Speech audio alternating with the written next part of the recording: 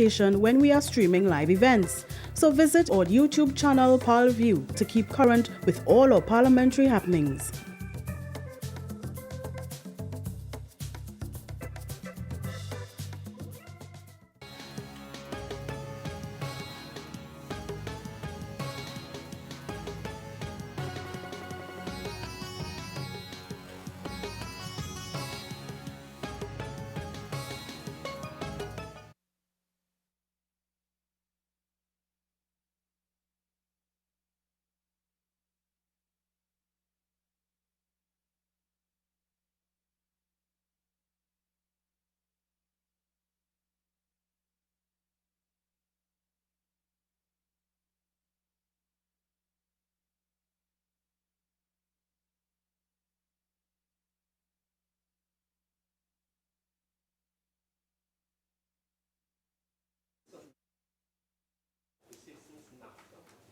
The Honorable, the Speaker.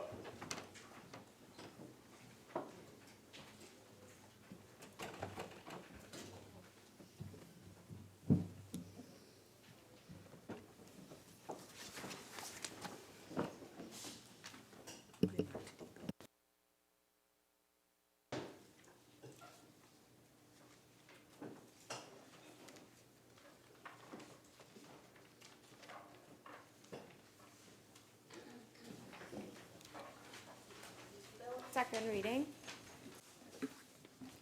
Honourable members, the debate on the second reading of the following bill, which was adjourned on Friday, December 1st, 2017, will be resumed. A bill entitled An Act to Amend the Mutual Assistance in Criminal Matters Act, the Proceeds of Crime Act, the Financial Intelligence Unit of Trinidad and Tobago Act, the Customs Act, and the Exchange Control Act. Member for St. Joseph. Thank you very much, Madam Speaker. As I join the debate on the bill, an act to amend the Mutual Assistance in Criminal Matters Act, the Proceeds of Crime Act, the Financial Intelligence Unit of Trinidad and Tobago Act, the Customs Act, and the Exchange Control Act. Madam Speaker, we have an omnibus piece of legislation before us, amending 5 pieces of legislation and 1 order. Before I get into the meat of my debate, I think we have to heartily congratulate the Attorney General and member for San Fernando West for taking a moribund agenda on CFATF and FATF and breathing life into it and placing Trinidad and Tobago in a much better position than we were. Madam Speaker, we use the terms AMOR Group, FATF, and CFATF in the Parliament very loosely. And I think it's incumbent upon us to alert the public as to what these terms mean. So when we use them, the public is educated as to what these terms actually mean. In 1995, the Airmont Group, which was a group of FIUs, started off as a small group of national entities, which we now call Financial Intelligence Units, that was led by an inter-FIU corporation. It now comprises somewhere between 146 FIUs in different working groups, which subscribe to the Airmont principles for information exchange and financial institutions for money laundering, which will now be amended to include terrorism financing.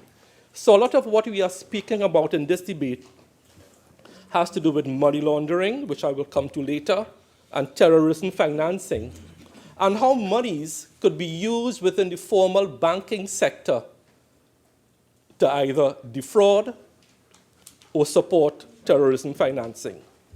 FATF is an intergovernment organization formed in 1989 on the initiative of the G7 to develop policies to combat money laundering. Money laundering, again, a serious issue worldwide.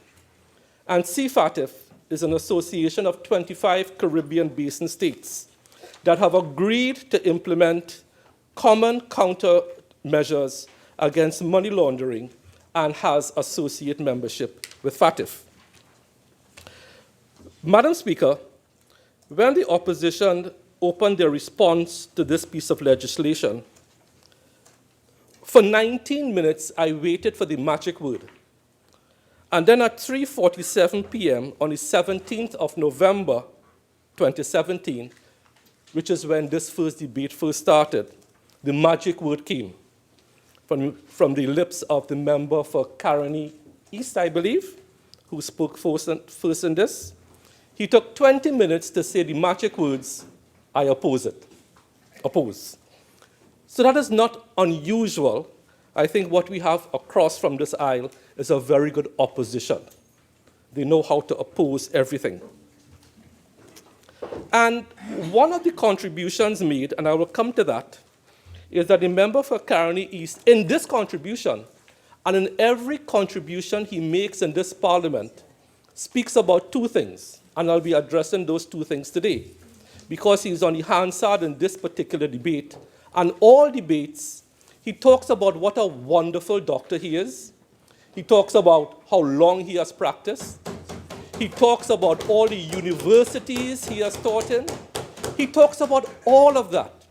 He even found a way, Madam Speaker, en passant, in the committee stage of the anti-gang legislation, in the committee stage of anti-gang, to say he's a medical practitioner for 28 years. Madam Speaker, I have a strange feeling that there is some serious ethical breaches going on there, where you use this platform to promote your medical practice. But it's for other bodies and other associations to pontificate on that. But then he went on to talk about why keep tax records for 6 years, questioning that. Let me tell the honorable member that is our current tax law, and that he is right. He's an excellent gynecologist. But he doesn't understand. He doesn't understand this law. He's an excellent obstetrician. He's an excellent doctor. But when it comes to debating this type of legislation, he should read the law and understand the current law calls for keeping of tax records for 6 years. Madam Speaker, the member for Caroni East used words like, and I'm going to be referring liberally to his Hansard, because in the intervening weeks, the public may have forgotten. Madam Speaker, I know that you have not forgotten. He used words like, "We're coming for you. We are going to attack certain persons," claiming political persecution, using the words draconian, oppressive, and referred to his personal experience in 2002, which I will be dealing with. Madam Speaker, what is terrorist financing? It is financing using money from legitimate sources. So, for example, you could have a statutory body, like an RHA, where monies could be lost.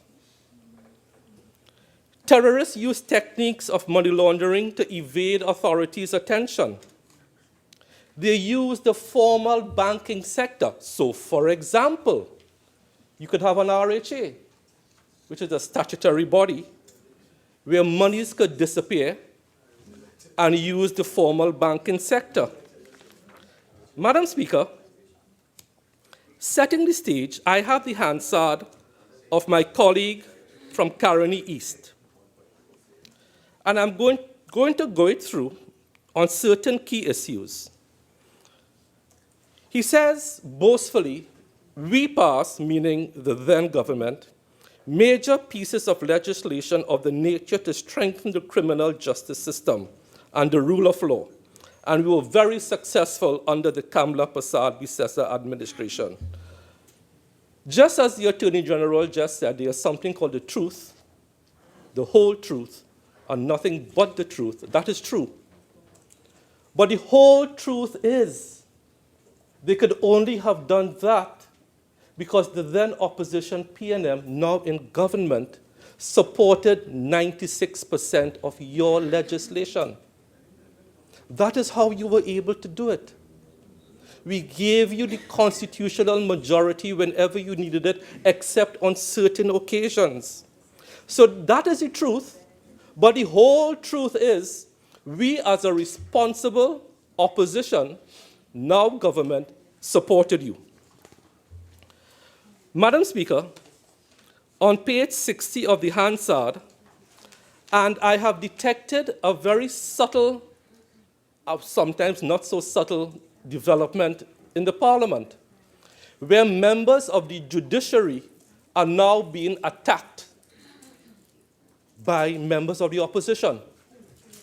In this same bill, the member for St. Augustine questioned the Chief Justice and his appointment of certain judges in this same bill. And the Attorney General had to rise and give an explanation of how good those choices were. Madam Speaker, when honorable members make statements going after the judiciary, the judges, and the magistrates, we have to remember that your comments are carried worldwide. When reckless comments are made about ISIS and Trinidad and Tobago, they are carried worldwide.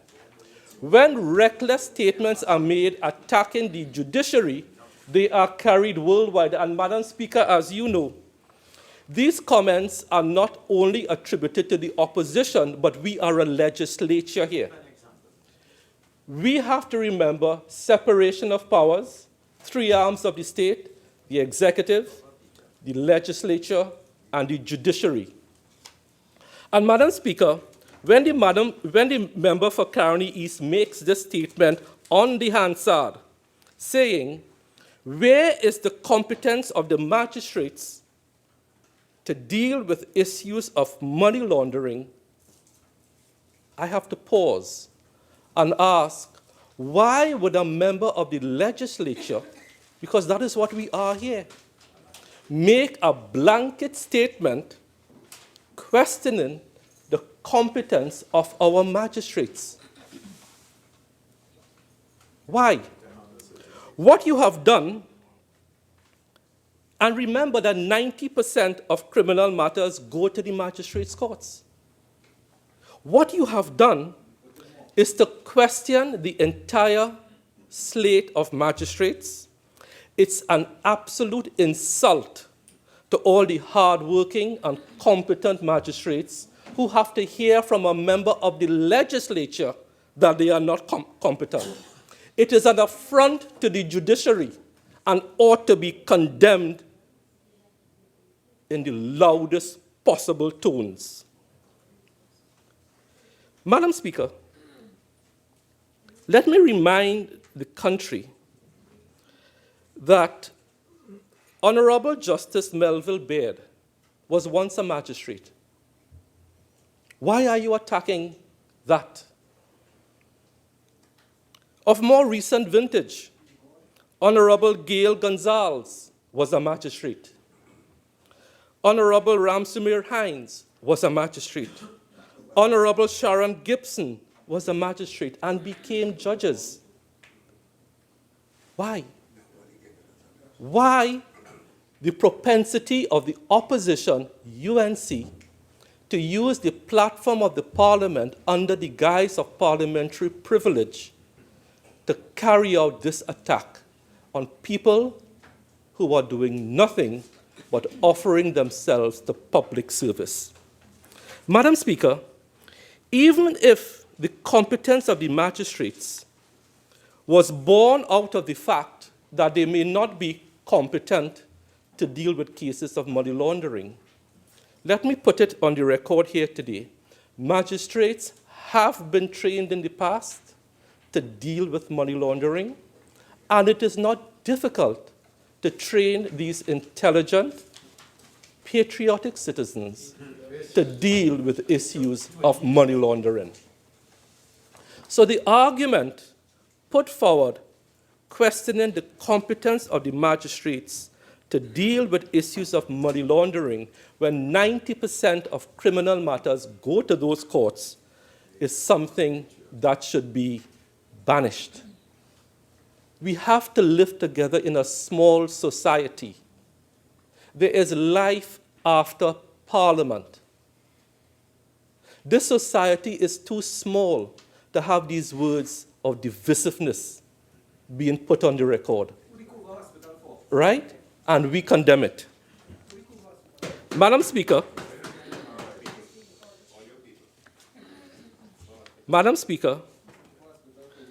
the member for Caroni East, in his Hansard, says, "We coming for you to follow the money. We coming for you on money laundering," trying to personalize the issue. He goes on to attack certain individuals. You want to lock up everybody. He spent 40 lines in his presentation talking about himself personally. And Madam Speaker, he says, "I ain't giving you money to fight no case." Madam Speaker, you then intervened. You intervened, Madam Speaker, and you rose and you said, "Member, meaning Caroni East, I just want to ask you to stick to the amendment that is before us." Okay, please continue. You tried to save Caroni East from himself.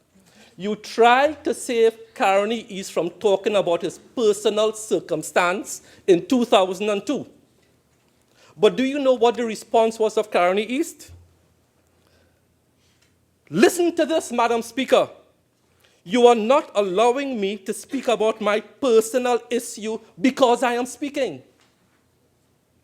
So Caroni East took the opportunity, in my view, to berate the Speaker.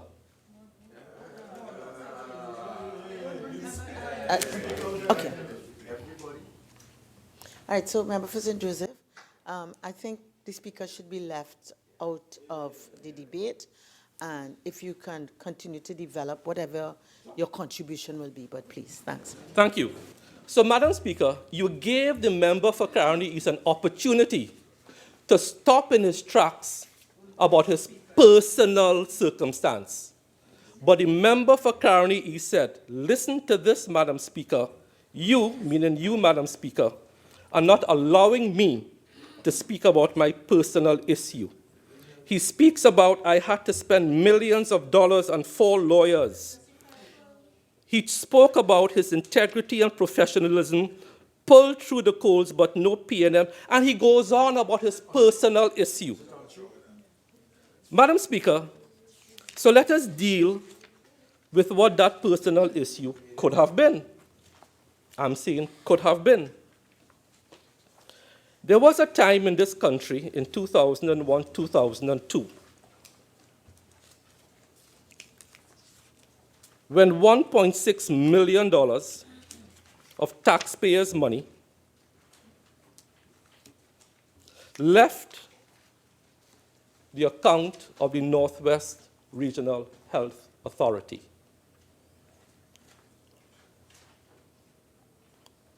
And found itself into the accounts of 4 directors of the Northwest Health Authority.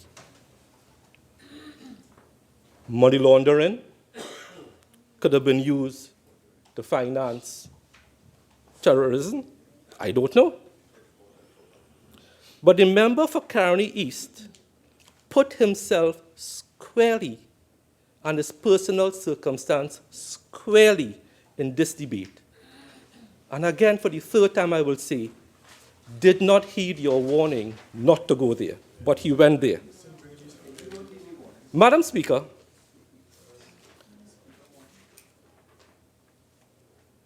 Trinidad and Tobago News by Nalini Silal of the Newsday, Tuesday, November 6, 2001.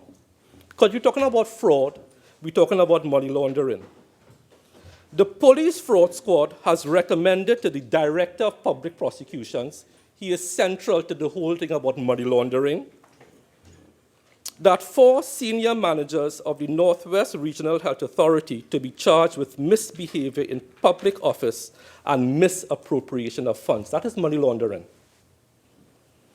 Police investigations probing allegations of mismanagement of $1.6 million at the Northwest Regional Health Authority have submitted their recommendations to the Director of Public Prosecutions. Long story short, the 4 names called are irrelevant. What is relevant is this. According to the report, Dr. Tim Gopi Singh, who was appointed a government senator by Prime Minister Basdev Pandey, was chairman of Northwest RHA when the sum of $1.6 million was deposited into the accounts of the managers. Is that what he is speaking about in the Hansard when you tried to tell him not to go there? And he said, I want to talk about my personal issue. I rise at 48.6. He's misleading the Parliament, and he's impugning my reputation. 48.6. All right.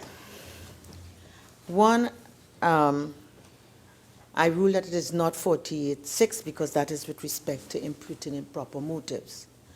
However, one, I want to ask the member against St. Joseph to please desist from bringing into the debate the ruling or the directions of the speaker on the last occasion. Sure. Firstly. Secondly, in terms of you're going down a particular road, I'm not sure what is the link of that to what we are debating here. While it is you may be responding, I would still feel that there needs to be a link with respect to what we deal with here. Thank you. Thank you, Madam Speaker. And I will close off by saying this. The article closes by saying, when the issue became public, Dr. Gopi Singh dealt with the matter personally, and the money was redeposited into Northwest account. I close that there. Madam Speaker, I never said that. Madam Speaker, I want to deal with objections to the amendment of the Proceeds of Crime Act, which the member for Caroni East raised again. Because in Section 44(2) of the Proceeds of Crime Act, we are deleting the offense of money laundering as an indictable offense that can now be tried both ways, in the summary courts or the magistrates' courts, or indictably in the high courts. And that is being objected to by our colleagues opposite. What this measure seeks to do, it gives the accused, and listen to this, because we had this debate already, it gives the accused, via his lawyer, the opportunity to choose which way he wants to be tried. You want to be tried in the magistrate's court, or you want to be tried in the high court. What is so wrong with that? What is the objection to that? No one from that side can explain the particular objection. But, Madam Speaker, we are also amending the Mutual Assistance in Criminal Matters Act by deleting Section K from Clause 22. Now, there were objections because Minister Bo Tiwari went on about people's rights being violated, people's privacy being violated, and it was a broad statement meant to panic the population, but he would have given no specifics. He would have said that constitutional rights were being violated. But, Madam Speaker, the most outlandish statement made by Caroni Central is this.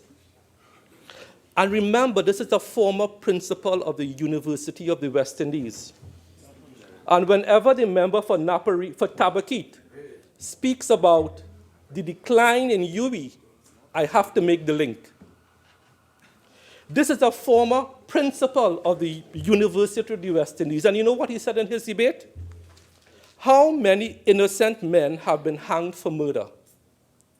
And we asked the UNC, where is the evidence that shows innocent men have been hanged for murder?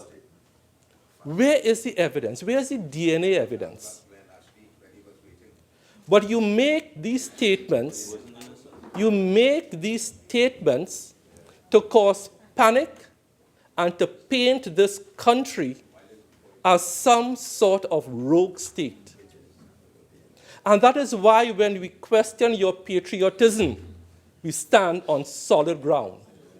I spent 5 years in opposition, and we never in opposition made these types of statements. Madam Speaker,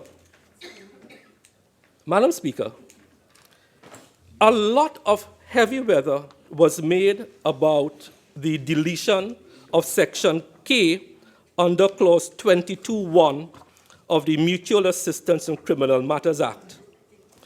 So I have to read into the Hansard what that particular clause says. Section K speaks to the request relates to a criminal offense under the tax laws of a Commonwealth country, save that the assistance may be granted if the offense is committed by way of an intentionally incorrect statement, whether oral or written, or by way of an intentional failure to declare income derived from any other offense covered by the Inter-American Convention on Mutual Assistance in Criminal Matters. So we are taking out Section K. But to hear our colleagues opposite as a member of the legislature of Trinidad and Tobago, because when you speak here and your words are carried globally, you speak as not only a member of the UNC, but you represent the legislature of Trinidad and Tobago. They spoke about political victimization by the PNM. You know what clause was left in, Madam Speaker? The same K that is being taken out from Section 22(1). 2, let me tell you what was left in. Subclause A. This request, in other words, such a request shall be refused if, in the opinion of the central authority, the request relates to the prosecution or punishment of a person for an offense that is, or is by reason of the circumstances in which it is alleged to have been committed, or was committed, an offense of a political character. So when the member for Caroni East speaks about political victimization, that can't happen because Clause A stays put.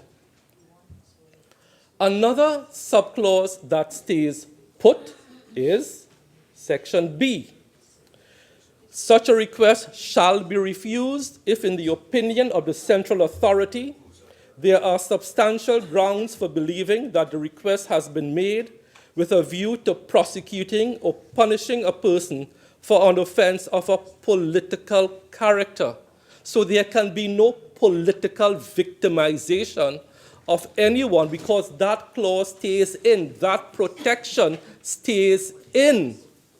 But our colleagues opposite will have you believe that by deleting Section K, all hell will break loose and we will go after anyone who is politically aligned to some other value.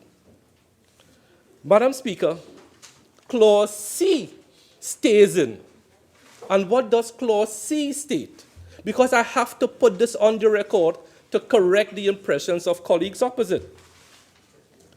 Such a request shall be refused if, in the opinion of the central authority, there are substantial grounds for believing that the request was made for the purpose of prosecuting, punishing, or otherwise causing prejudice to a person on account of the person's race, sex, religion, nationality, place of origin, or political opinions. So there's not going to be any witch hunt, political witch hunt, or otherwise based on sex, based on race, based on religion, by deleting Section K. Madam Speaker, the member for Caroni Central spoke about violation of constitutional rights. he said, rights are going to be violated. Your privacy is going to be violated. And I said, it was a broad statement to cause panic, because that is what they do. They paint Trinidad and Tobago in the worst possible light for the international community to hear. But by leaving in subclause E of clause 22(2), which says, such a request shall be refused. So central authority could refuse a request if, in the opinion of the central authority, the granting of the request would be contrary to the Constitution of Trinidad and Tobago. So your constitutional rights are there. The courts will decide on Section 13 of the Constitution whether this law is proportional. So the granting of the request will be refused if it is contrary to the Constitution of Trinidad and Tobago or the sovereignty of Trinidad and Tobago, or would prejudice the security, international relations, or any substantial interest related to national security, public interest, or other essential public policy of Trinidad and Tobago. So, listeners, viewers, members of the public, do not accept what is being peddled by our friends opposite, that your constitutional rights are going to be taken away from you. And just for my friend for Caroni East, this one will apply. F, such a request shall be refused if, in the opinion of the central authority, the request relates to conduct by a person that constitutes an offense in respect of which the person has already been convicted or acquitted by a court or tribunal of Trinidad and Tobago. So, Madam Speaker, by deleting Section K of Clause 22(2) of the Proceed of the Mutual Assistance in Criminal Matters. More Thank minutes, you. if you wish to avail yourself. Thank you, Madam Speaker, I will. So I just want to give people the comfort that this piece of legislation and the amendment to the Mutual Assistance in Criminal Matters Act does not infringe on your constitutional rights, and Section 13 of the Constitution on proportionality will come into play. Madam Speaker, other pieces of resistance and opposition came from members opposite, asking about the ability of the Magistrates' Court to deal with these cases. And again, as the Attorney General said, there is the truth, the whole truth, and nothing but the truth. So the truth is, yes, we know there's a backlog of cases in the Magistrates' Courts. So that's the truth. But by using the Honorable Attorney General's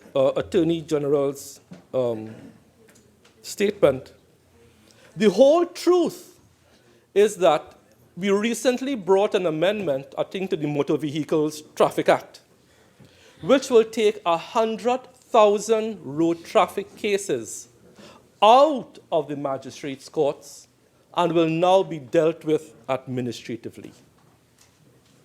So no extra burden in terms of hundreds of thousands of cases will visit the magistrates' court. I want to put that on the record. Because you can't take one piece of legislation, look at it in isolation, and make these broad statements that the magistrates are incompetent or not competent, they can be trained. 90% of criminal matters are already heard there. And Madam Speaker, I want to make a last point before I close. I love to hear criminal lawyers in this chamber speak about the criminal justice system. And in closing, what I could say is that I am not surprised that no criminal lawyer wants the criminal justice system to change. That is clear to me. No criminal lawyer wants the criminal justice system to change. Because whenever the member for St. Augustine speaks, he speaks in defense of it. He is opposed to any measure that will speed up justice. And the question is, why? Madam Speaker, with those few words, I thank you for the opportunity. Oropuch East. Thank you very much, Madam Speaker, for the opportunity to join the debate on an act to amend the Mutual Assistance in Criminal Matters Act, the Proceeds of Crime Act, the Financial Intelligence Unit of Trinidad and Tobago Act, the Customs Act, and the Exchange Control Act.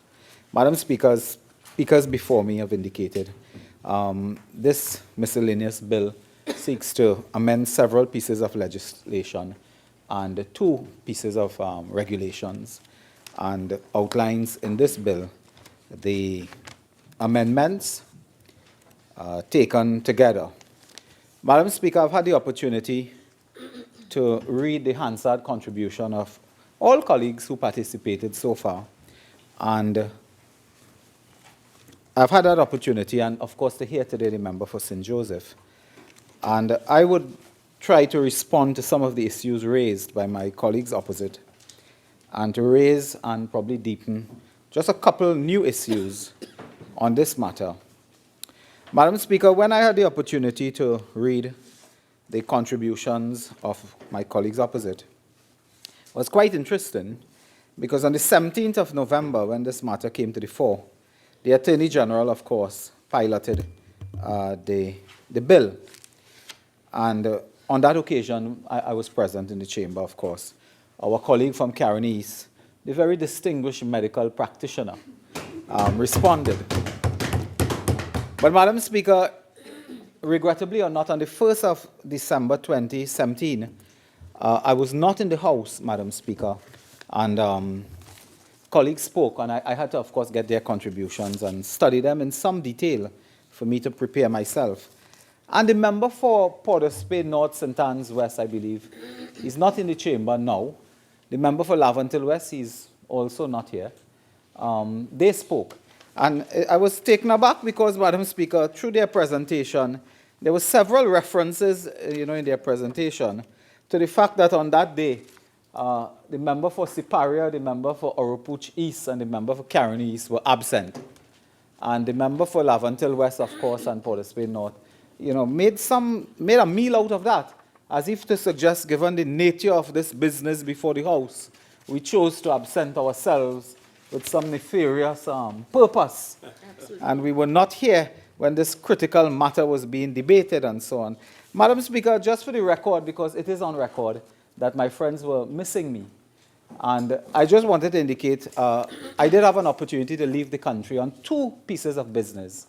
One was extremely inspirational and pleasurable. The other, regrettably, was not. And on the first matter, Madam Speaker, it is, of course, colleagues ventured and attended a forum, a function in the Bahamas, where the member for Siparia and former Prime Minister was bestowed with a Woman of Distinction International Award for her work to promote women's rights and development, and the development of Trinidad and Tobago and the Caribbean. And so we were extremely proud to stand with her to receive that award, along with other prominent citizens of the world. And in fact, Madam Speaker, Trinidad and Tobago should be proud of the member for Siparia. That coming a few weeks after the people of China, I think, rejected a visit by the Prime Minister. But that is another story. So that was really the purpose. We were out. Other colleagues were there, and assure my friends, it had nothing to do with the content of the bill before the House. But that was indeed a very pleasurable and inspirational visit for us. Madam Speaker, the other part of my trip took me to the state of Florida, where I went to conduct some research. That is where I went, Madam Speaker. And later in this presentation, I will give you the benefit of my findings when I was there, because I went to conduct a piece of research there. And believe it or not, that research is related to this bill. So it is opportune that I'm here today and willing to do that. But for my friends opposite, we were happy to be there in the Bahamas. And I imagine, Madam Speaker, that is why The Guardian, when they are running their 100 years of stories, chose to put Kamla Prasad Bisesa on the front page of their ad so they can advertise 100 years of The Guardian because of her contribution to the development of this country. But, Madam Speaker, I want to reflect quickly before I get to St. Joseph. He made a few comments that troubled me, not much, but one or two. But I want to reflect on the Attorney General. Madam Speaker, for today, I would just ask the Attorney General a few very basic questions based on his presentation when he piloted the bill. And he was running out of time, this Attorney General, and had to hurriedly finish his business. But I won't forget that presentation so long as I live and even after. He kept saying that it was dynamite, and every clause here was dynamite, so much so that Caroni East reminded him that you need a license to use explosives. Madam Speaker, the attempt by the government is honorable. There's no bad purpose in intent. It is honorable. The government has come into office and they propose to deal with issues of financing terrorism, money laundering, white-collar crime, and so on. Those are very honorable intentions. No one can dispute that. And all attorneys general, and I remember the former attorney general as well, working assiduously on this matter. And during the presentation of the attorney general, at one time he blamed us for doing nothing, and at the other time he blamed us for going too fast, to say that we committed ourselves to certain conditionalities, and we were going into untested waters, and we ought not to have moved so fast.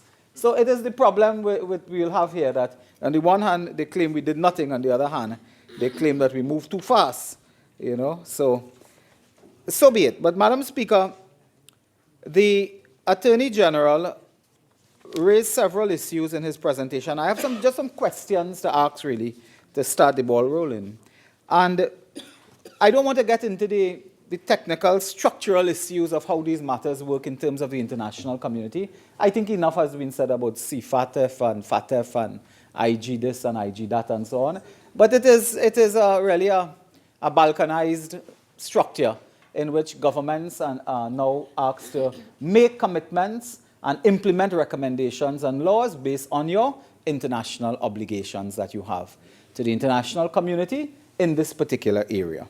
So, Madam Speaker, the first issue I really wanted to raise was the issue that the Attorney General has touched in his presentation.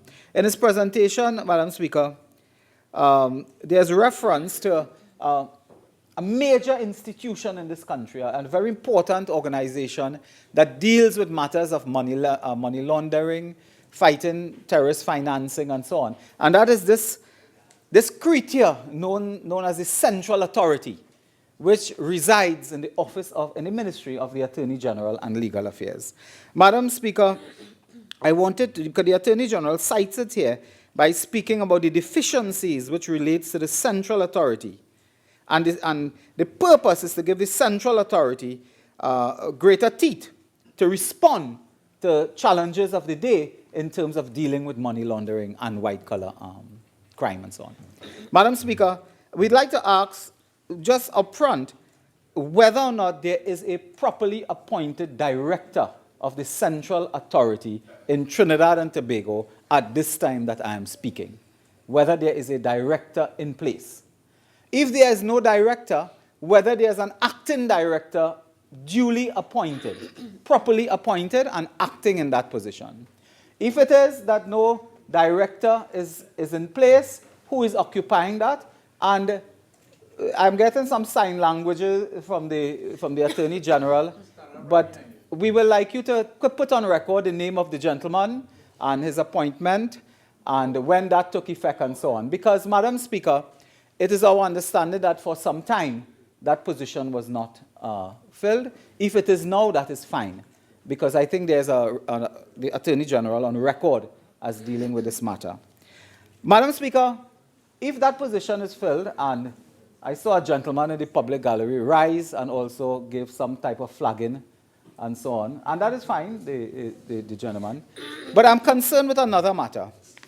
Madam Speaker, when a question was asked in the other place concerning legal briefs and money paid to attorneys at law, information came to the Parliament and therefore the country that the former director of the Central Authority, upon demitting office as the director for one reason or another, then began doing consultancy work for the Office of the Attorney General and Ministry of Legal Affairs. And this person, Mr. Netram Kaulesa, chalked up some monies here that we can see of about $500,000 plus, because there are some matters not yet invoiced. Now, there's a serious concern that someone can walk out of an office as a director, an independent, impartial director, operating in such a sensitive area, and as you walk out of that office, you walk into an advisory consultancy job with the minister, who after all is a politician. 48-1 and 48. Madam Speaker, the Attorney General spoke of the Central Authority. I will allow you some leeway. Please continue. Thank you. So, Madam Speaker, I will just say and end that, because I really don't want to go further with that, that the Attorney General can explain to us in his winding up the nature of the involvement of the former director. And is it proper? Does the Attorney General believe that it is proper that someone can demit such an office and immediately become advisor, being paid to do particular jobs for the boss, the politician that he just left? Yep. And if that is so, then that is fine. We will leave that as it is. Bearing in mind that this gentleman is also named in a police inquiry involving a conspiracy to wiretap the office of an opposition senator. Madam Speaker, I move on, because we're not here to spend the whole day on that. Madam Speaker, and you know, I am accustomed to the insults. I'm accustomed to all that. They will insult, they will talk, they will this, they will that. And I know from the time somebody get up later, going to be cartel and big rig, and what's the other one? Unlawful means or something like that. Or follow the money. In fact, Madam Speaker, I'm coming to follow the money now, because I am going to speak about waste, corruption, and mismanagement. That's what I want to speak about. And I'm going to speak about following the money, because, Madam Speaker, I want to indicate to the House that I really did follow the money. I really did take his advice, and I followed the money. And today I'm going to offer on a platter to the Attorney General my findings of following the money, and I will ask him to, with good conscience, to look into the matter. But I'll come to that later. Madam Speaker, the Attorney General as well dealt with Section 22 of the Act, specific provision that deals with a request that was refused. Now, in a nutshell, we are dealing with a situation where on matters involving tax law, the present status now is that you can refuse to give a foreign jurisdiction information on tax and so on. That's the current status. But the amendment, the effect of which is you don't refuse, but you can give of your own. I just wanted to get a piece of statistical data that in the last 2 years or so, how much requests have been made. We don't want to know who the person is and what the person do. How many requests have been made for information on taxes in Trinidad and Tobago? How many have been refused? We even don't want to know why it has been refused. I don't care at this stage why you refuse. But I'm putting it to you that you have to tell us how much requests were made, how much were refused, to trigger you to make an amendment to say we're going to do away in law with that right to refuse. Because I like to break down everything today. There's a type of research called ethnographic research. You break it down to one man, one woman example so that ordinary people can understand. If you have a businessman or something like that, and there are issues abroad concerning taxes, the foreign jurisdiction will request information.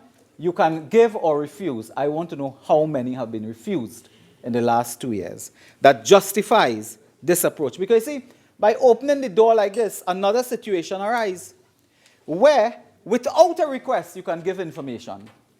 Without a request. So if it is, because Madam Speaker, when we make law, we must think of the society in which we make law. The society we make law for. Because, Madam Speaker, we are aware of government officials giving erroneous information to the police to procure a malicious prosecution. That's right. We are aware of that. And if we are aware of that, the Office of the Attorney General, and I'm not saying this Attorney General necessarily, when you're in office, you think there will never be another one, you know. When you're in office, you think there'll never be another Minister of Housing and Urban Development. You think there'll never be another Attorney General. You think you will, Madam Speaker, again, I don't want to bring anybody into the debate, but you hold office today, you lose it tomorrow. Depending on how the wheels spin, they can come back and take office again. So when we're in office, sometimes we feel that we own the office and we'll be there forever. I told a colleague of mine today I said, anything you do in public life comes back. Anything. It may not come back next week, next month, next year, but it comes back. So when you have to make a decision, you make what you believe to be the right decision. And I say that without fear or favor. So the Attorney General today is making law, but it's not for himself. He's making law for the Attorneys General that will come after. And I asked him, do you want to make a law that your successor comes into office, whoever he or she may be, and you give them opportunity now to look at the society and say, this person, we're going after him. Nobody, America and Canada, didn't ask for any information, you know, but I want them to check out this for me. And you call a foreign jurisdiction and say, listen, we just discovered some information on the politician or the member for here or the former minister that you may be interested in looking at that, just in case you didn't know. That could happen. You don't need a request to give information. There's no ongoing inquiry or investigation that you know of. But you can maliciously pass information if you open that door. As it is now, there's a request, you either give or you refuse. And clearly, you will refuse on grounds. It cannot be arbitrary. So, Madam Speaker, I ask the Attorney General to bear in mind that the member for San Fernando West is not the last Attorney General of Trinidad and Tobago. He's not the last. There will be many more to come. And be careful when you give these powers to others. You may have faith in yourself, but be careful that you don't open a door, that you encourage malicious prosecution. You encourage political witch hunting. You encourage discrimination and inequality. Madam Speaker, let me move now to another matter. Now, as I said, the entire thing here deals really with money laundering and that type of thing. Madam Speaker, money laundering is a really amazing type of offense, the way it is all structured and done. It is defined, I think, in one of the pieces of legislation, Section 45, I think, of the Proceeds of Crime Act. And I'm always curious when politicians say they're going to open a farm and they're going into goat farming and sheep farming and planting peas after they demit office. Because you see, Madam Speaker, the Board of Inland Revenue don't count goat and sheep, and they don't weigh peas in pongs. So you have to be careful when people tell you they're going into farming, because nobody will know how much piglets the pig make. And they will go and deposit money every week for selling animals and for peas by the pong and by the ton. So we must be careful of that, because I've heard some politicians talk about farming post-office. Madam Speaker, this, not only in Tobago, Madam Speaker, there's another attempt here to do something that I have a concern with. And I'll put it in layman terms, because I served for 5 years on the Legislative Review Committee. And one of part of my role there, not only as leader of government business, was that when we met with lawyers, and some of you may be on that committee, you meet with all the lawyers, they will explain in legal language all the business and explain this and bring research. And you start working it out on a person-to-person basis. So what is happening now is that there is an attempt to give power to increase the part of the Financial Intelligence Unit so that they can engage in what is being called tactical and statistical data collection. Now that's interesting. They can call in someone and say, member for here or member for there, we just want to get some information from you. We are doing some tactical work and we are doing some statistical work. So we need to talk to you. There is no mention of an offense. There is no mention of an inquiry. There is no mention of an investigation. We say San Fernando East, I'm just using you because you're in front of my face. Not that there's anything you have done wrong. You know you have done no wrong. Madam Speaker, so this San Fernando is, we're just doing some statistical and tactical work. We want to talk to you. No offense committed. No, there's no warning that the information you are given may be used here or there. Madam Speaker, I don't know if they will ever warn you or tell you, look, you have a right to legal representation or something. I know of one case. So let me put it on the table now, a real case. So you can say what you want, there's a real case. Someone is invited to speak to the FIU about their business. About their business, they're invited and they go. About their business, they are a business person. You know what they start asking the person? Questions about other people. And tells the person, we are collecting information and we want to get some information on other people.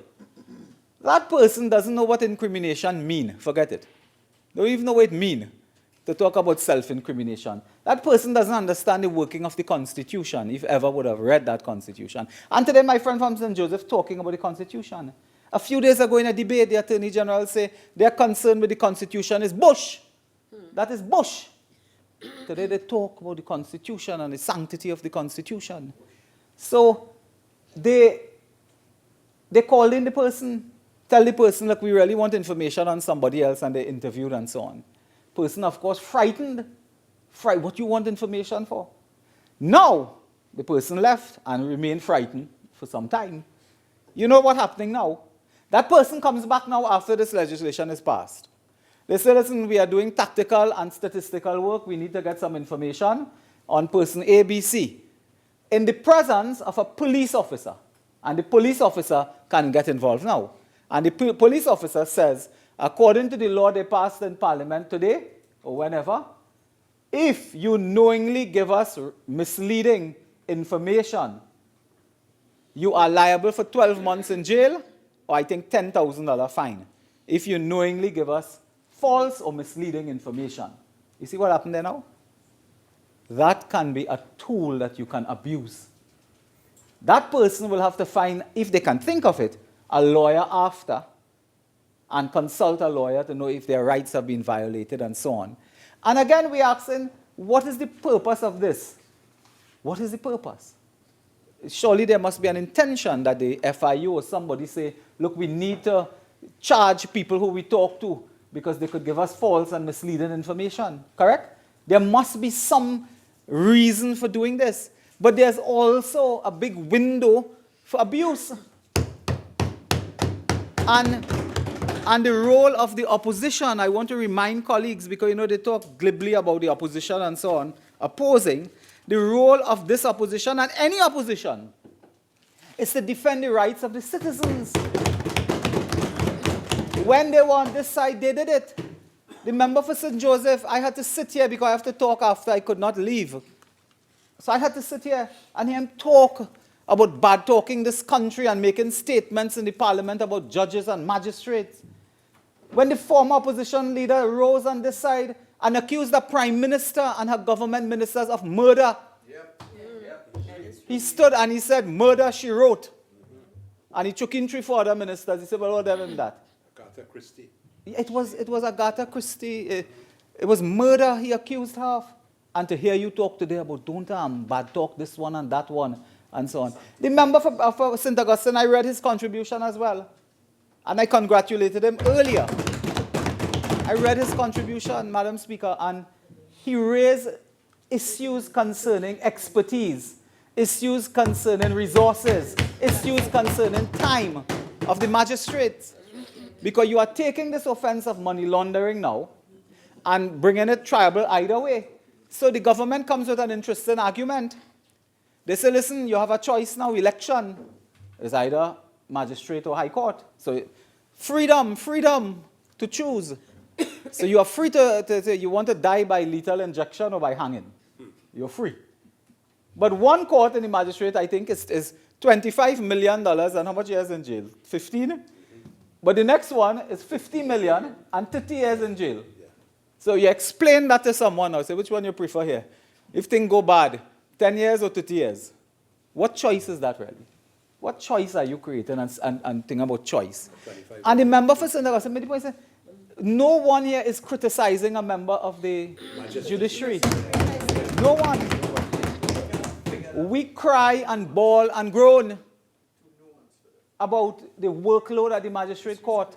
Yes, that is true. And you say, now, well, let them do more. You say we can train them. Magistrates don't have time to deal with their matters before them. Now you want to take them up and carry them for training. You carry them for training. 2 cases in the court with somebody, tap up somebody, that will last 5 more years. So we were talking about resources. We were talking about expertise. We were talking about, the money laundering, and in particular in these kind of setup, are complex matters. It is not a straightforward, a man take up a pickaxe and hit you on your head. It is not straightforward matters that they catch somebody drunk. And that is it. We have these are not straight, these are complex matters. Downloads of documents. Where money, and Madam Speaker, this is about money laundering, where money is moving and moving. And I will make one example of that, Madam Speaker, one example. You see, when money move and move and move, the Attorney General says his mission, and our mission too, incidentally, is to follow the money. The member for Port of Spain, St. Anne's West, raised the matter in his contribution, I have it here, spoke at length about money laundering and the damage that is doing to the economy and to the society because of where it is involved and who is involved and so on. You see, he spoke and the importance of criminalizing this further, right? So he spoke about that, and he was very loud on that matter. The member for Port of Spain, North St. Anne's West is not here. He has some problems of his own. I don't want to add to his stress. But there are some things I will have to respond to him. Like jump through a window. Madam Speaker, I'm sure that he will deal with his problems by himself. But the point I make, Madam Speaker, is the Attorney General and the 3 ministers there, the member for Lavantil West, has moved around like, you ever play Ludo long time? And you throw a die on the table and every minute you're moving? The member for Lavantil West is like that. He's moving that sometimes we forget where he is. So we can't attack him because we don't know where he's located. Madam Speaker, the member for Lavantil West, member for Port of Spain North, member for San Fernando West are ministers in the Ministry of the Attorney General at different levels. And Madam Speaker, if you want a concrete example of dealing with money laundering today, I ask the Attorney General to tell us in his winding up, what have you done so far? What have you done to find the $80 million in the fake oil scandal, where not 1 but 2 reports have confirmed so that the oil is fake but the money is real. The oil is fake, the money is real. And this is a golden opportunity to test all of this, to go and follow that money because it might be fresh. It might still be fresh. Years from now, there's a problem. Because, Madam Speaker, we have information which we began to share and to unravel, where this money is now moving from contractor A to contractor B, and I can confirm that a check, which check number I have and which bank I have, has moved to the spouse of a high government official. We can confirm that. And I am coming to it now. I am now invited to read it out by the Attorney General. You see. But Attorney General, you should not be asking me. You are the one who are on the campaign and the crusade to follow the money. So Roodal Moonilal ought not to be looking for the money. You ought to be doing that. But I found it, and I will now indicate to you that you ought to take steps, as you have taken steps on other matters. On the HDC matter, they are in the accounts of everybody, husband, wife, daughter, children, dog. Checking to see what with money flow, and that is fine. You see, Madam Speaker, I told them, but they don't believe, They can check everything about HDC. Jolene John, myself, you could check everything. If you find something, I'll be happy for you. Yeah. I'll be happy for you, actually, honestly, I'll be happy. But I think Gandhi had more than me. So, Madam Speaker, let them go. Let them find. But I am telling you where I have found. And in the spouse of a high government official is now collecting pieces of that money of the $80 million in the fake oil matter. And Mr. Attorney General has just invited me now on another matter. And I intend to pass this to the Attorney General, a photocopy. I will not give him the only copy I have. But, Madam Speaker, I have in my hand which I will not exhibit, but I will read. The following is banking particulars as requested. I told you in the beginning I was in Florida. When you were asking for me and missing me, this is what I was doing. I was working. Banking information, CNC International Trading Regions Bank Account, 029-455-9436, ABA. And there's something called a SWIFT code number. I don't, in America, I think they operate with that. There's a SWIFT code number, and this is in the state of Florida. Madam Speaker, this is an email that appears to be a correspondence between one Vivian Baksh, and there's an email address here. This is banking information given to someone. I will give it. Madam Speaker, if this is fake, I will tell the parties, look, I got it, I read it, and I agree with you, this is not true. But I have a duty as well. People come to me. I have a duty. And Madam Speaker, it is a letter sent by one Justin. It's now spent. You're entitled to 15 more minutes. If you wish to avail yourself of it, you may proceed. Yes, ma'am. Thank you very much. I will expedite this. It is on the email address of Vivian Bash. Thank you, Justin Sugrim, in care of Hanif Bash, CEO, A&V Oil and Gas Limited. And there's a proper address. This is address, it says here, and I pray to God that this is wrong. And I will give the Attorney General, and he can look at it and do whatever he wants with it. But I pray to God, I am not reading here, good morning, Honorable Prime Minister.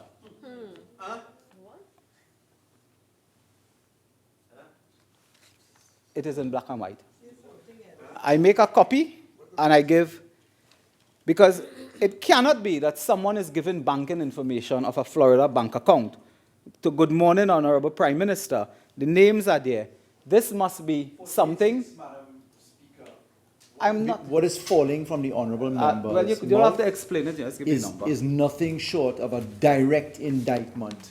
And the honourable member needs to take ownership of what he's saying. So I ask for a ruling on 48.6.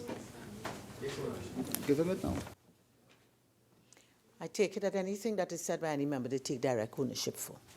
Okay? So that I'm not giving any ruling on that. You've taken direct ownership for whatever you say. I'm going to ask you to be careful with respect to whatever you're developing as far as 48.6. Madam Speaker, I will say no more on that.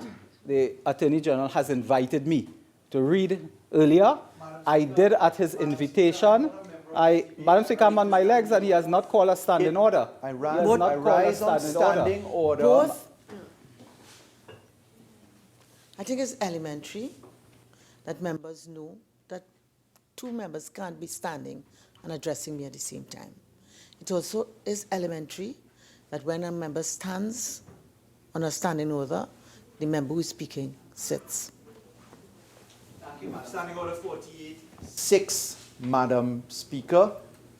The honourable member is raising an improper motive, and he's further seeking to embellish that by saying that I have invited him to do so. I have not contributed prior to this honourable member's position on today's day, Madam Speaker. And I cannot stand and let the record be constructed in the manner that the member is doing. Why is he explaining? Okay.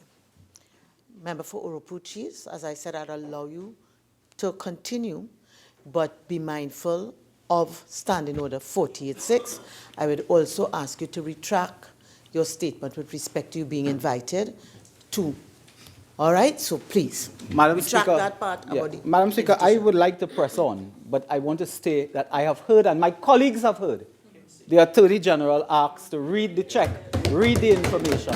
I cannot say now that I can unhear it.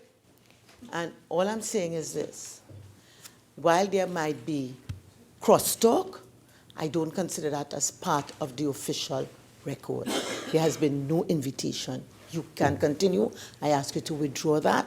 Please continue and be minded with respect to Standing Order 80. Madam Speaker, I read this on what I believed to be his invitation. If he did not invite me, then I did not read this. I just didn't read it. So we can withdraw everything. I didn't read it. So I withdraw everything because I was not invited as I thought I was invited. So I will move on. Fine. So I will move on. But I don't know if the member would still want me to give him a copy of this so that he can look at it. But I don't want to dare ask him to speak. No, Madam Speaker, this is getting to be too much now. I'm on a standing order. Standing order what? Madam Speaker, I rise on standing order 48-6. A most egregious statement has been made in this House against the Prime Minister. Honorable Attorney General, I have ruled. The member has indicated that he's withdrawn it and he's moving on. Yeah. Sure, thank you. Thank you very much. Madam Speaker, let me go to something less controversial now. The statements made by the member for St. Joseph. Madam Speaker, just to correct a few things placed on the record. The member for St. Joseph spoke about the member for Caroni Central and hanging and so on. And to just remind you, there's somebody called Glenn Ashby who was hanged in this country while he had a matter ongoing, an appeal ongoing. And there's data across the world. I'm shocked that a well-read man like yourself don't know that there's data across the world, in the United States in particular, where people have faced capital punishment and later they discover that those persons have been innocent.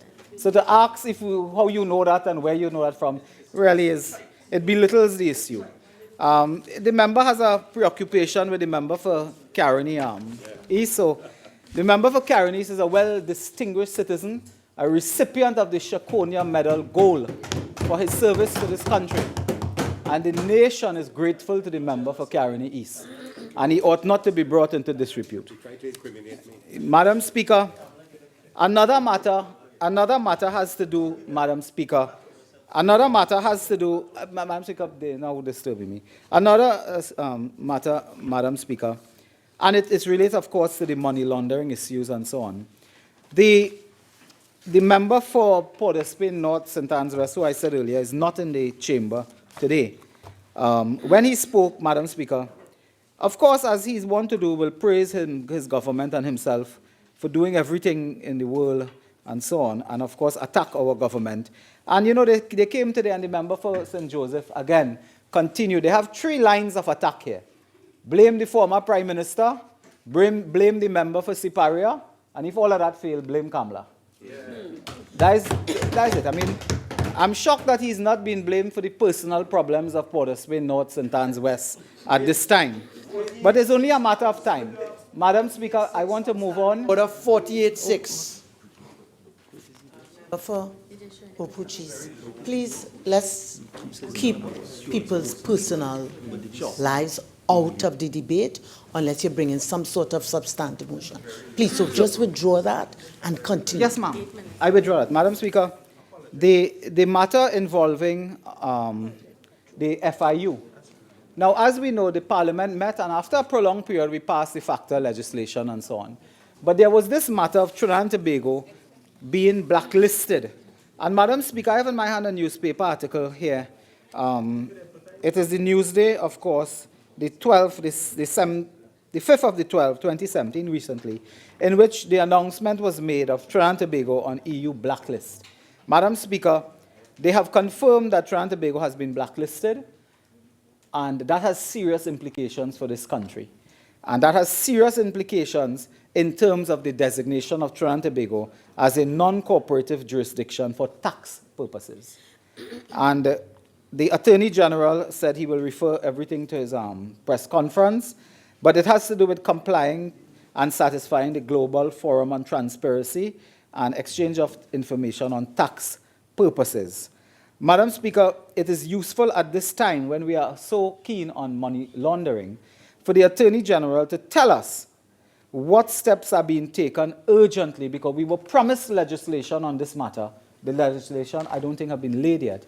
What steps have been taken and are to be taken to deal with this crisis of Trinidad and Tobago being blacklisted as it relates to the Global Forum? Because, Madam Speaker, we understand that that has serious implications, very serious implications for Trinidad and Tobago. And that is linked to another matter, the matter of the gaming bill, which is, I believe, before a joint select committee. And if it is that that gaming bill has problems, whatever the problems may be, we are into a big crisis. And you cannot, on one hand, bring legislation here to deal with money laundering, and then you are opening yourself up to an international collapse in terms of the banking sector, in terms of our ability to do business and make transactions. Madam Speaker, the mutual assistance in criminal matters, proceeds of crime and so on, they have another issue that I will just touch briefly on, this matter of the customs, where customs are now, not customs, but importers and so on, required to keep data for 6 years, customs data. They are required to keep tax data, which we know, but now customs data and so on. Madam Speaker, this has serious implications as well, because businesses need to keep their data in a state that will be not only readily available, but at the state at which the authorities would want their data to be kept, and in minute detail. And I want to ask the question, and it's really an administrative question to ask the other side. And you notice I'm asking questions. I'm not openly condemning these things, because at the root of all these things, there is a good intention. To deal with money laundering and white-collar crime. I've given you an example of what we believe to be money laundering that you could work on almost urgently. But what happened again? Madam Speaker, again. No, I think the objection, and member for Urupuch, is you have already withdrawn that. So that you're going back to it, you have already withdrawn that. Madam Speaker, just for the record, I withdraw the matter concerning the Prime Minister, but not the other matter, the 47 million. There were two matters I raised in the context of money laundering. In terms of my recollection is that you've withdrawn the matter that you said that you're referring to the Attorney General, which was the particular matter. Okay? So please, don't find another way to bring it back into the... Madam Speaker, the Customs Amendment deals with retrieval and storage of material. And I wanted to ask really for the administrative purposes, to what extent will the customs entity itself participate with the business community, financial community, and so on, to assist by way of informing, educating, making aware all businesses as to the quality of data, the type of retrieval system, how they would like this to be done. Because what happens in this country is that we tell the importers and the business people, keep data, keep data. They keep it, what they believe the data should be. And when the time comes, you are conducting an investigation, you say, that is not what we wanted. We didn't want this bill, we want an invoice. We didn't want the invoice, we wanted somebody letter concerning this. And they can stop further. And you can start further investigations and disrupt businesses, Madam Speaker. You can do that. So, Madam Speaker, that to me is a very important matter, that we should not just quickly go and pass things like this and pass things like that and pretend, Madam Speaker, that all is well once we pass legislation. Because sometimes, Madam Speaker, you can pass legislation and Madam Speaker, you pass the legislation and then discover all the problems you have. And we end up coming with a multiplicity of amendment bills to clean up our work. This is why I support the proposal on this side, that a matter like this with such far-reaching implications ought to go to a joint select committee where checks and balances could be worked at, could be worked in, and we can come back here and take a vote on it, in which it will be unanimous, in which people will not be able to object because you had an opportunity to come to an agreement on it. Madam Speaker, the member for Laventille West spoke. I'm trying to look through his notes to see if he said anything of worth. Apart from the normal throwing talk about who corrupt and Mandalorian and cartel activity. Madam Speaker, they talk so much about all these activities of cartel and so on. And what they do not admit, because the member for Laventille West talk about it, what they don't admit is that the contractors sue the government. The government never sue the contractors sue them for their money. And in defense, the government counter-sue and raise all type of objections about cartel. That is the matter. The government never ever sued contractors. The contractors took them to court. One in a matter in the FCL, and they had a stay because the Attorney General said people were sick and they leave the office and couldn't file a defense and so on. So that's fine. But they come here, day in, day out, and there's a saying called pusur, P-U-R-S-U-R. Malicious whispering. This one corrupt and this one corrupt. And 200 something years in office and they cannot find anything. They just cannot. They have looked the length and breadth of the world and they cannot find, but they come with this pusur kind of thing and throw every time you talk like that, Madam Speaker. And they try to fool people. They are in a civil court with matters fabricated by the PNM. Those matters were fabricated at Balize House and they will be buried at Balize House, Madam Speaker. Madam Speaker, I will not... My feet on a standing order. Madam Speaker, this man is 48-6 and 48-1, Madam Speaker. On 48-6, I'll take the objection on 48-6 in terms of imputing improper motives. If you could withdraw that and press on, please. Yes, Madam Speaker, I withdraw that and proceed. Madam Speaker, the member for Laventille West raised those matters in this House. He raised those matters in his speech about who being charged for this and that. They are not charged. These are civil matters under the aegis of the Ministry of the Attorney General. I am clarifying what Laventille West said. Oropuch East, your speaking time is now spent.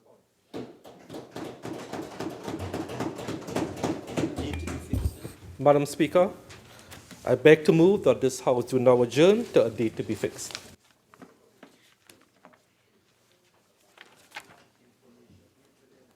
Honorable members, the question is that this House now do adjourn to a date to be fixed.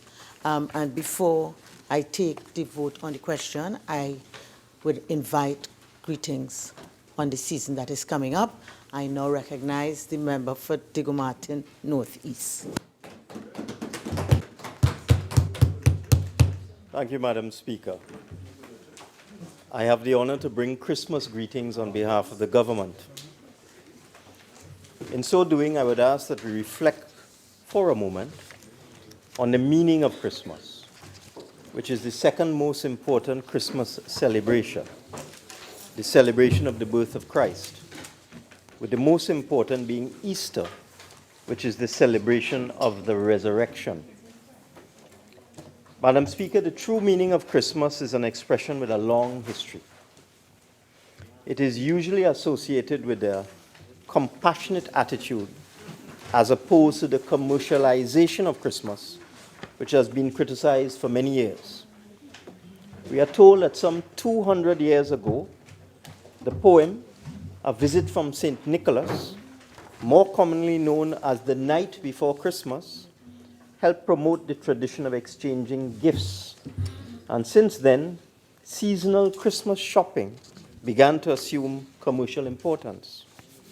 St. Nicholas, as you know, Madam Speaker, the subject of the poem, A Visit from St. Nicholas, was a 3rd century Christian and bishop of the church who became known for his generosity to those in need. He is acknowledged as the forerunner to Santa Claus. The words of the poem about St. Nicholas are quite self-explanatory. 'Twas the night before Christmas, when all through the house not a creature was stirring, not even a mouse. The stockings were hung by the chimney with care, in hopes that St. Nicholas would soon be there. The focus of this poem, Madam Speaker, was on gifts at Christmas time. Harriet Beecher Stowe, a famous author, further criticized the commercialization of Christmas in her story, Christmas or the Good Fairy. She used that story, which was a narrative between a woman and her wise old aunt, to illustrate her view that in giving Christmas presents, especially to those most in need, the focus should be on gifts that are useful and would bring joy and good cheer, rather than merely ornamental in nature, such as expensive trinkets. The phrase is also associated with the well-known story by Charles Dickens, A Christmas Carol, where an old miser is taught the true meaning of Christmas by 3 ghostly visitors. However, Madam Speaker, let me come now to my belief about the true meaning of Christmas. The phrase eventually found its way into the Christmas 2003 Urbi et Orbi, or papal address of Pope John Paul II, in a quite different way to illustrate the religious significance of Christmas. And I quote, "The Savior of the world has come down from heaven. Let us rejoice. In the crib we contemplate the one who stripped himself of divine glory in order to become poor, driven by love for mankind. Beside the crib, the Christmas tree, with its twinkling lights, reminds us that the birth of Jesus, the tree of life, has blossomed anew in the desert of humanity. The crib and the tree, precious symbols which hand down in time the true meaning of Christmas. Which leads me to my conclusion, Madam Speaker. The Bible story of the Nativity, the birth of Christ, best illustrated in my view in the Gospel according to Luke, chapter 2, verses 1 to 14. And I quote, "Now it happened that at this time, Caesar Augustus issued a decree that a census should be made of the whole world. This census, the first, took place when Quirinius was governor of Syria, and everyone went to be registered, each to his town. So Joseph set out from the town of Nazareth in Galilee for Judea to David's town, called Bethlehem, since he was of David's house and line, in order to be registered together with Mary, his betrothed, who was with child. Now it happened that while they were there, the time came for her to have her child, and she gave birth to a son, her firstborn. She wrapped him in swaddling clothes and laid him in a manger, because there was no room for them in the living space. In the countryside, close by, there were shepherds out in the fields, keeping guard over their sheep. An angel of the Lord stood over them, and the glory of the Lord shone around them. They were terrified. But the angel said, 'Do not be afraid. Look, I bring you news of great joy, a joy to be shared by the whole people. Today in the town of David, a Savior has been born to you. He is Christ the Lord. And here is a sign. You will find a baby wrapped in swaddling clothes and lying in a manger.' And all at once, with the angel, there was a great throng of the host of heaven, praising God with the words, 'Glory to God in the highest heaven, and on earth peace for those he favors.' Accordingly, Madam Speaker, on behalf of the government and on my own behalf, I wish all members of this House and your good self and the staff of the Parliament and the population at large a happy, holy, and blessed Christmas. May I also take this opportunity to wish all of us a bright and prosperous New Year 2018. Member for Point of Order. Thank you, Madam Speaker. As I join to bring Christmas greetings on behalf of the opposition. As our beloved nation prepares to celebrate the holy and joyous occasion of Christmas, on behalf of the opposition, I wish to extend best wishes to all of us citizens. Christmas is a special time here in Trinidad and Tobago, as it is in many parts of the world, a time for joy and celebration. I, like so many of our people, look forward to spending this time with family, friends, and loved ones, as we take part in our unique Trini Christmas traditions, such as sorrel, parang, black cake, and pastels. During this festive time of the year, we witness a wonderful blending of cultures and religions, and an outpouring of love, compassion, and generosity as citizens from all walks of life participate in gift-giving, helping those less fortunate, bringing cheers to those in need. In wishing the citizens of Trinidad and Tobago a Merry Christmas, it is my hope that 2017 was filled with the opportunities which with much more to come in the new year. I say a special prayer for those in our country. Madam Speaker, if we are to grow as a society, we must appreciate the real meaning of Christmas, which is the birth of Jesus Christ, which was no simple birth, but one of miracles and divine intervention. Over 2,000 years ago, Mary, a young girl living in the village of Nazareth, was engaged to be married to Joseph, a Jewish carpenter. One day, God sent Angel Gabriel to visit Mary with the announcement that she would conceive a son by the power of the Holy Spirit. She would give birth to this child and name him Jesus. At first, Mary was afraid and troubled by the angel's words. Being a virgin, Mary questioned the angel. How can this happen? But Angel Gabriel explained that the child would be God's own son, and nothing is impossible with God. Humble and in awe, Mary believed the angel of the Lord and rejoiced in God her Savior. Joseph, Mary's fiancé, was worried when he found out that Mary was expecting a baby before their marriage had taken place. He wondered if he should put off the wedding altogether. Then an angel appeared to Joseph in a dream and said, "Don't be afraid to have Mary as your wife. She has been chosen by God to be the mother of his son." Given the decree of Caesar Augustus for his census to be taken back in those days, Mary and Joseph were forced to travel to Bethlehem. Because of the census, all the inns were filled, and on that special night, Mary was forced to give birth to Jesus in a stable among farm animals. At this time, wise men from the east saw a great star. They followed it, knowing the star signified the birth of the King of the Jews. There they found the baby Jesus in the stable. They bowed and worshipped him, offering treasures of gold, frankincense, and myrrh. While this was happening, an angel appeared to the shepherds who were looking after their flock in the nearby fields and said, "Do not be afraid. I have good news for you and everyone. Today in Bethlehem, a Savior has been born for you. You will find the baby lying in a manger." Madam Speaker, it is on this blessed story that Christmas is centered around. There would be no Christmas without these occurrences, and therefore, as we celebrate at this time of year, it is critical to acknowledge the reason for this season. There are three main qualities which we can take from this story, despite our different religious and cultural beliefs. They are hope, faith, and goodness. When the angel appeared to Mary, despite being fearful of her new destiny, she had hope in God's plan. So as citizens, we must have hope in God during these challenging times. Just as Joseph did with Mary, our citizens are called to have faith in each other as we seek to better our communities, nation, and the world. The pillar of Jesus' birth was to bring goodness on earth. As a nation, we must therefore look to bring goodness in each other's life. We must lend a helping hand and encouraging word.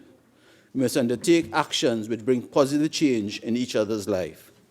It is on this premise I hope that our government can enact policies and plans to enhance the lives of each citizen of this beloved nation. Madam Speaker, once again, on behalf of the opposition members, I would like to wish you and your family, the staff of the Parliament, especially the staff in this chamber who has been assisting us throughout 2017 to make our job easier, and every citizen and my colleagues on the other side, a blessed Merry Christmas and a brighter 2018. Thank you.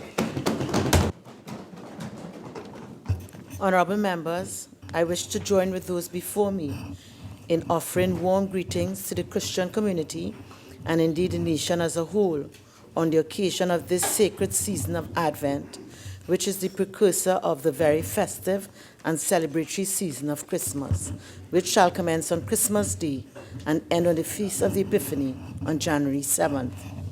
For many of our citizens, Advent and Christmas are indistinguishable.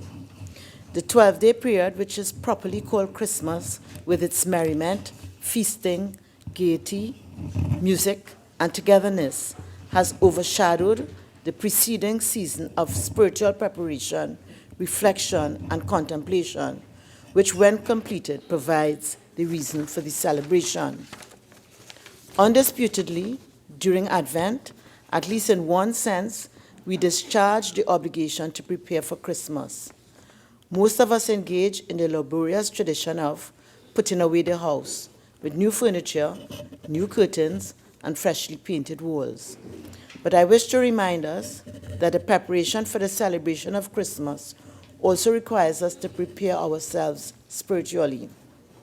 Let us not forget, as earlier said by the Honorable Parliament for Point-à-Pierre, the reason for this season, which is the celebration of the birth of our Lord and Savior Jesus Christ, and the hope and anticipation of his second coming.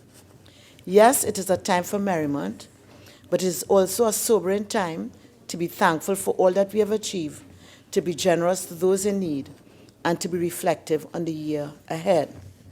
Whatever our circumstances, whatever our religious belief, let the spirit of the seasons of Advent and Christmas remind us all to be kind, sympathetic, and generous of spirit at all times, to do the right thing simply because it is right and not in the expectation of a reward or an award, and to recommit to ourselves and to each other that we can and shall work together to overcome all obstacles in the building of a better, brighter Trinidad and Tobago. On behalf of the Parliament of Trinidad and Tobago, on behalf of my family and on my own behalf, may I take this opportunity to wish all members of Parliament and all of Trinidad and Tobago a reflective Advent, a very Merry Christmas, and a bright and prosperous New Year 2018.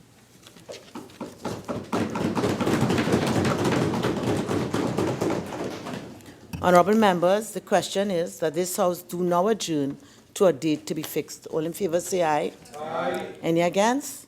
The ayes have it. This House is now adjourned to a date to be fixed.